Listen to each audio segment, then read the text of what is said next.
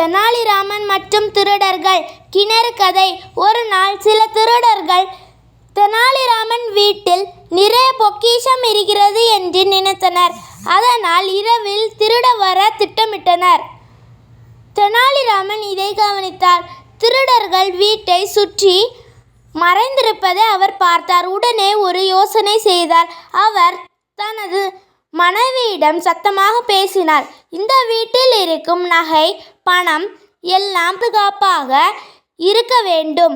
அதனால் இந்த பெரிய பெட்டியில் வைத்து கிணற்றில் போட்டு விடலாம். அங்கே திருடர்கள் எடுக்க முடியாது என்றார். திருடர்கள் அதை கேட்டு மிகவும் மகிழ்ந்தனர். அவர்கள் பொக்கிஷத்தை கிணற்றில் போட்டு விட்டார்கள். இரவில் நாம் எடுத்துக்கொள்ளலாம் என்று திட்டமிட்டனர். இரவு ஆனது. திருடர்கள் கிணற்றிலிருந்து பெட்டியை எடுக்க முயன்றனர். ஆனால் கிணற்றில் நிறைய தண்ணீர் இருந்தது. அதனால் அவர்கள் தண்ணீரை வெளியே எடுத்து களைத்து போனார்கள். அப்போது தெனாலிராமன் அமைதியாக அந்த தண்ணீரை தனது தோட்டத்திற்கு வழிமாற்றிவிட்டார். திருடர்கள் முழு இரவும் தண்ணீர் எடுத்துக்கொண்டே இருந்தார்கள். காலை வந்தது.